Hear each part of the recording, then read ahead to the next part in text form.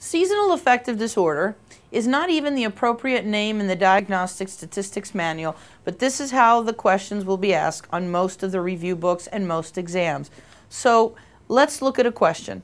A young woman from Minnesota complains of depressed mood and sleep disturbances every winter. Her symptoms resolve in the spring or summer. What is typical of seasonal affective disorder is that these are women who usually live in the northern states, the states where at 4 o'clock, at 4:30, it's already dark.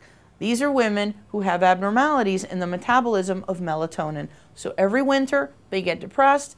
Every spring, summer, their depression lifts. And the treatment for these women will usually be either phototherapy or sleep deprivation, but the treatment of choice is usually bright light therapy. So what these women do is that they have these lights that they're constantly using. The light hits the retina, triggers a reaction, and that's what causes the treatment for seasonal affective disorder. Many of these women will experience actual episodes of hypomania in the spring or the summer. Let's look at some questions. A 50-year-old woman is taken to the hospital after neighbors find her wandering the streets, mumbling to herself and gesturing. When approached, she begins to cry and expresses thoughts about hurting herself. Examination reveals scratch marks on both her forearms and questionable lacerations on her throat.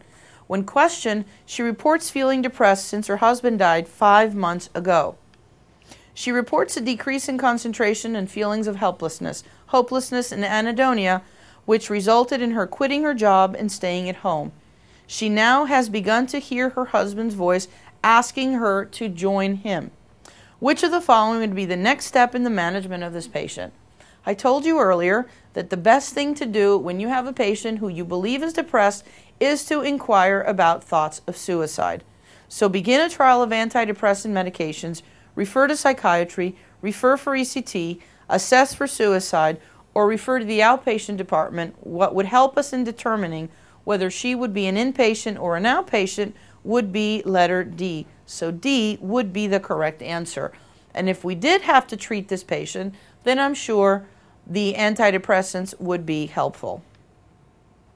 Assuming you decide to begin treatment, what would be the most indicated as the initial treatment? A, individual psychotherapy. B, behavioral therapy. C, fluoxetine. D, risperidone.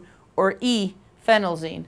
What this patient has is major depression with psychotic symptoms. And she has psychotic symptoms because she's hearing a voice telling her to join the dead husband. Given that she has psychotic symptoms, if you were to put fluoxetine alone, her psychoses would worsen. So if given one choice, risperidone, letter D is the correct answer. In the perfect setting, fluoxetine and risperidone would be given. But if they ever make you choose one, make sure you choose the one that treats the most aggressive symptom. And that, of course, would be the psychotic symptom. So letter D, risperidone, would be the correct answer.